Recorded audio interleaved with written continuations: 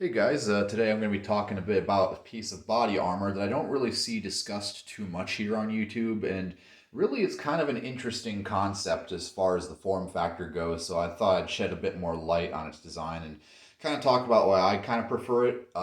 There's a lot of different opinions on it, I'm sure, but today, obviously, as the title suggests, we're going to be talking about the Crye Low-Vis carrier, or the Crye CVC, as some of you may know it as, but some online circles get a little bit feisty if you call it that, because it is technically not a CVC. Where the term CVC comes from is the concealment vest carrier developed by Paraclete, which I should also make a video on sometime in the future. But it kind of copied the same form factor as the Paraclete CVC. They just kind of refined it a little bit, and this was during the period in just before the 2010s where Crye was reeling out a bunch of different products for use by American Special Forces, notably Delta Force in this particular instance. And this was included as one of their options as part of their supplementary packages that they were giving out to Delta at the time. And so these started being seen around 2008 or so at the very earliest, and they weren't very popular. They were used quite extensively for a few years, and then they just kind of up and disappeared. So for a while, these were quite rare to find. Like, these were unicorns. Nobody knew anything about them, and these would have probably fetched well over thousands of dollars back in the day if anyone knew where to get one. And then all of a sudden, they kind of just exploded onto the market. It's like someone found a liquidated warehouse full of them, probably like a contract overrun or something, and there was just tons of them going around on eBay for as little as like $75 a pop. Nowadays, they're going to run you like right around the cost of a JPC. So that's kind of the going market for them. Nobody really has a need for them, and they're really kind of just out there for the diehard Delta Force impressionists who want to recreate a specific era between like 2008 2011 or so. But honestly, it's kind of an underrated carrier design in my opinion. It does a lot of interesting things. I understand why it may not be a lot of people's bread and butter, but it's probably my favorite in terms of just overall layout of how it's designed, even if it's kind of an archaic one. So the whole concept behind the concealment vest carrier is that it was designed based off of a variety of commercial law enforcement concealment vests, and then when Delta Force started using all these LE cut vests, they, like in particular with the Paraclete design, when they redesigned it, it sort of evolved to noticing, hey, this body armor cut is very lightweight, it's very low profile, it's not like, it doesn't take up 90% of your torso like Bulk's cut does, but it's a very low profile form factor. It's very comfortable, and they upgraded the design to have the ability to take standard PALS MOLLE interfaces and ESAPI cut plates, and even the design continues to exist today in spirit through the Velocity LPAC carrier. I believe that's what it's called. But there are a few carriers that still use this form factor, but the Paraclete and the Crye CVCs are personally my favorite. So let's talk a little bit into what makes this particular carrier tick. So as you see it right now, I kind of have it set up for 2008 to 2009 A Squadron Delta Force. I'll go a little bit into detail with the individual pouches, but I'm going to try not to nerd out too much here. I mostly just kind of want to talk about the setup. So it's again, it's just a concealment cut carrier.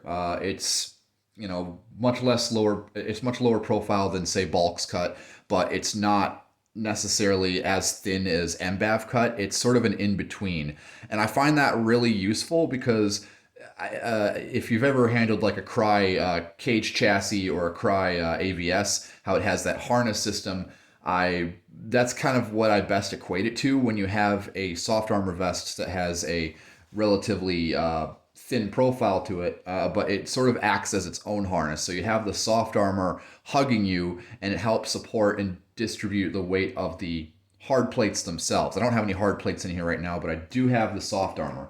This has also been another point of contention why nobody's really used these, is the soft armor for these vests is near impossible to get. It's like, to this day, I've never actually seen a set of Crye labeled soft armor for these particular carriers. I do know that the Paraclete CVC inserts fit in these, not perfectly, like they get a little bit floppy around the corners, but they will fit inside. There's a rumor that like combat vehicle crewmen's inserts will fit in CVC cut carriers due to the name association. This is not true. I see a lot of people going around claiming that just disregard that entirely. It is an entirely different cut and they're not compatible whatsoever. So what I ended up doing is I sent this particular carrier off to Stealth Armor Systems through their eBay page, which I'll probably link in the description. They had a pretty quick turnaround time of only about a day, and it cost me a little over $300, but for soft armor, that's a pretty good deal. Brand new custom soft armor, I might add, level 3A rated. So that's kind of what I did to get this one sort of as my personal carrier, but it's also a historical based carrier. So it's kind of a weird sort of situation with it. But nevertheless, I really appreciate a lot of this older gear. And, this is probably one of the more modern things I own in terms of plate carriers. So let's talk a little bit about how I have it set up here. So on the very top here, this is the most noticeable thing, obviously, is this reproduction that I've made of what's known as the GRG or OQO pouches. So these were basically just admin panels. So you had Velcro there, and you could put whatever, obviously US flag patches were kind of the norm at the time. What these were designed for is originally, actually there was a couple different versions. Originally, these were probably just for GRG or grid reference graphic little maps for the the area of operations. But eventually, you start seeing versions like this, which were entirely Velcro lined as opposed to a vinyl window. And these were to hold a OQO computer, a very small computer. It was one of the smallest computers at that time. I'm sure there's other people that know more about those than I do, but that's kind of how I have this one set up for, even though I don't have an OQO. And this one's a little bit unfinished. These would have had some little strips of webbing to keep it from opening all the way flat, but I got lazy and didn't add it. So that's kind of the way I have it here. And I did it in sort of the Fort Bragg rigger made style because these were never a official product. I do know Paraclete made their own version, but as far as the ones that Delta used, they were always these rigger made ones from Fort Bragg sew shop. So anytime you see someone saying that the GRG panels are made by Paraclete, they're pretty much dead wrong unless they're specifically referring to the Paraclete ones. So that's that. Below that here, we have a Paraclete, what they call an ATX pouch. Most people call them a triple M4/pistol shingle. So obviously 3 standard M4, M16, 30 round box magazines. On front here, you have 3 pouches for sidearm magazines. I think pretty much, I think these can hold double stacks. But I prefer probably single stacks would fit the best. So, but I don't actually have pistol mags in here. You could a lot of times I see these being used to hold chem lights and Sharpies and multi-tools, things of that nature. That's what I have it set up for right now. I could use it to hold sidearm magazines, but I prefer to keep those on the first line. So it's sort of a mix and match sort of deal. And the reason I have this, there's sort of a mixture of different pouches that Delta would use on these vests. These would have initially been supplied with the Crye 330D double M16 or double M4 pouches. But a lot of, specifically A Squadron, they didn't really like the durability issues of 330D Cordura. They found they wore out way too quickly. So you see in a lot of photos from like 2009 or 2010 or so, they have a lot of older Paraclete stuff mixed in. And the multicam Paraclete stuff was out at the time, but I think that was mostly a C Squadron thing, possibly B Squadron. But A Squadron retained a lot of the old Coyote Brown and Smoke Green Paraclete stuff, and so that's what they tended to use at the time when they weren't using the 330D stuff. Over here, we have a Paraclete flashbang pouch, large flashbang or smoke grenade or whatever, and in here I just have a tourniquet, nothing special. Usually they would probably have like another Crye 330D pouch over here or something else if they were using one of these triple shingles. But behind the triple shingle, I have a pair of trauma shears just to have those accessible. Over here is an interesting little item you may have also noticed. This is a automatic center punch, and these would have originally been designed for marking center points on metal for drilling, but what Delta ended up using these for is they found them very useful for breaking windows. So obviously there's this metal spike here that they would push up against the glass, and there's basically like a little spring-loaded thing in here where it would basically pop and it would break the glass instantly. So they used a lot of these. I'll just have that tucked similarly off to the side of the triple shingle. I have a Crye 330D embedder pouch. I think a few of the older Pericles embedder pouches were also used, and admittedly I like those a little bit better, but just for the sake of having more 330D on here, I have an embedder pouch right there. And this is I believe this is the TCA, or no, TRI, excuse me. This is a TRI embedder replica, PRC 148. The antenna is the Larsen call ducky antenna. I don't know the proper designation or part number for this. I'll put it up on screen for you. But there's obviously much better antennas I could be using, but I kind of just clone what I see in reference pictures because I'm a nerd like that. So that's what I have on there. The PTT is a very typical Delta item. This is the Television Equipment Associates, or TEA, E-Switch PTT as they're called. This isn't one of the old Gen 1s, but it's not one of the super late ones either. This one's dated 2008, so it's correct for the period as far as I'm concerned. But so this is a dual-com PTT, and it isn't like most dual-com PTTs where there's two separate switches and two separate down leads. The second down lead on this one is interesting because you can see it's another male Nexus connector, and so the way these were designed to work was if you wanted to run dual-com, you would have an entirely separate PTT that this would just be daisy chained into. So this radio would be captive to this button up here, whereas the other radio would be captive to the other PTT that this end is plugged into. So it's kind of an interesting setup to how they designed it. Obviously not the most streamlined and kind of clumsy, but it worked, I suppose. And off to the side here, you have a 2-pin Nexus connector for gas mask comms. Should be important to note that it's only for the male 2-pin cables. So if you see like a M40/M42 clip-on mic adapter, those are pretty much only wired for CVC helmets, like actual combat vehicle crewman helmets, because those would have a different connector on them. Above the PTT, I have a Garmin Fortrex 101 GPS. These were very commonly seen in the unit, even into the 2010s.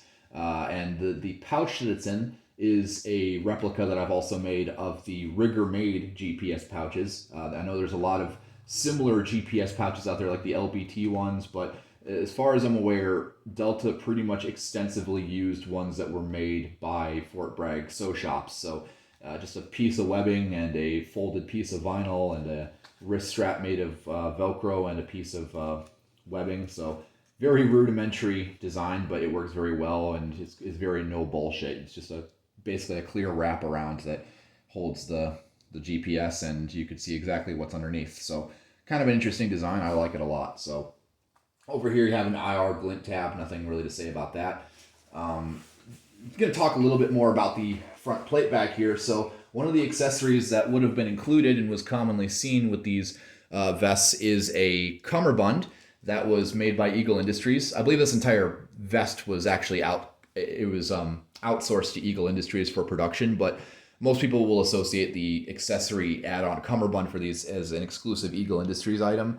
That's another thing that I would like to get, but they're kind of one of those items where they're a lot harder to get than the actual vests themselves. And I do know that there's some being sold on eBay right now, but the seller's kind of a crack smoker. Nobody's managed to talk him down from the insane $400 price point he's asking for them. So that's a bit unfortunate. I do know that there's some repros made by some random company in China, sold on AliExpress. I used to have one of those. I did not like them. They're very inaccurate to the originals. They're way too long and just overall not good. So in all honesty, I'm kind of a skinny guy. So I don't really need all the extra, mileage on these things. I don't need the extra real estate. So I'm happy just using it with the default strap Cummerbund, because this thing wraps around really well. Like it hugs my body very well. I have no issues. I don't need that much more real estate. Although I probably, in a realistic scenario, I probably want more than 3 mags, obviously, on my vest. So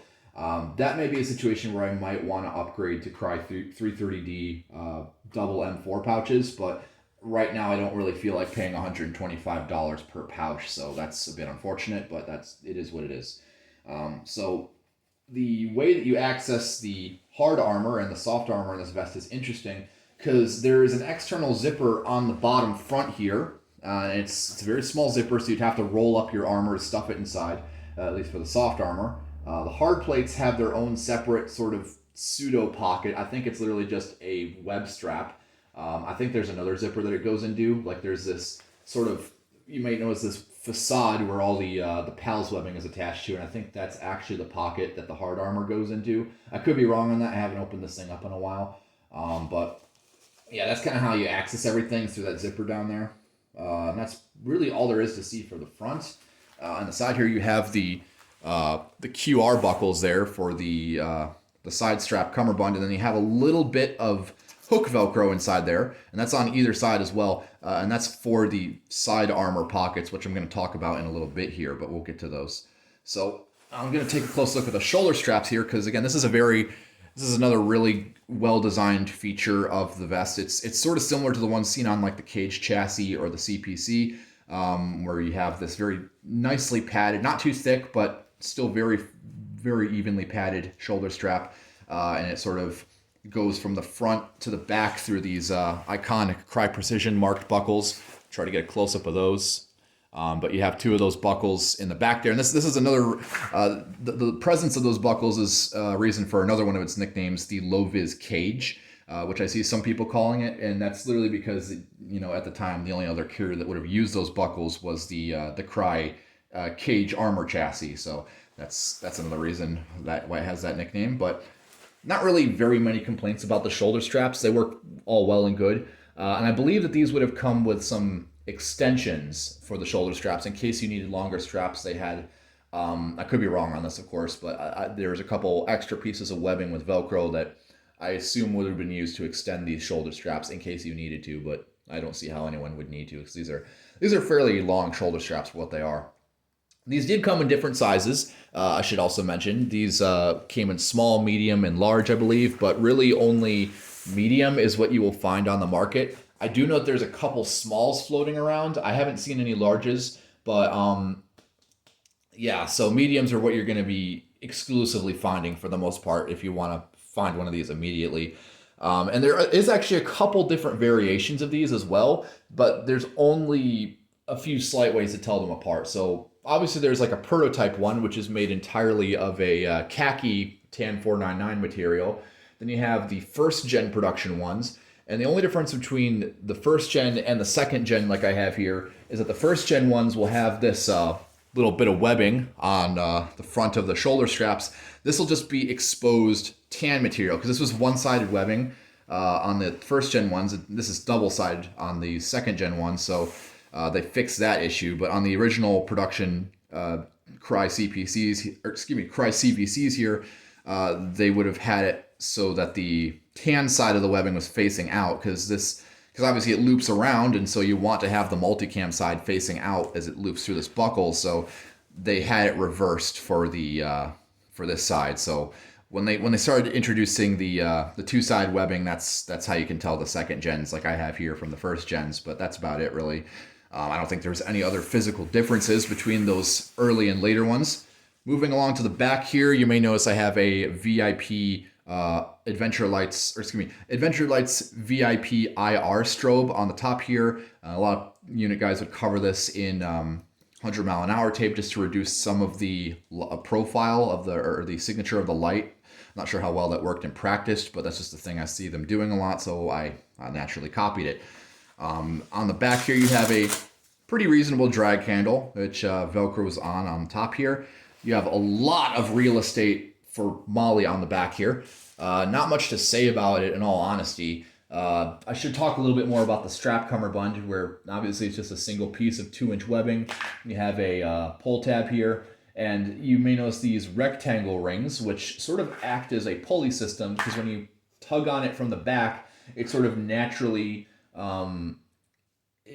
pulls it through the buckle a lot more easier than if it were not weaved like that. So if you're just pulling it straight out, it's a lot more difficult, but when you're sort of pulling it from this loop lock ring, it's a lot easier to actually cinch that down. So it's kind of a neat feature, and that would obviously need to be unthreaded from those rings if you were using it with the add-on cummerbund, because the Eagle add-on cummerbund would have slipped through the actual this pocket through. This is actually just this is an entire pass through. So if you were using the add-on cummerbund, you would need to basically undo the strap bund entirely. You would need to undo it through the rectangle ring, and you would need to undo it through this little retainer on the inside there. I don't know if you could see that too well, but you would need to undo it there, and it would, once you did that on both sides, the add-on cummerbund could pass entirely through there. So kind of interesting, but kind of an awkward way to do it, I suppose.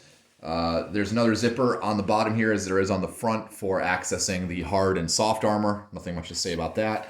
On the back of it, I should actually point out before I get too much into it, you can see some tags here, which is the part number, and this is actually the way to tell the size. The very last 3 digits, you see here it's MD0, which this is obviously a medium. The smalls would be SM0 or something like that, and larges would presumably be LG0.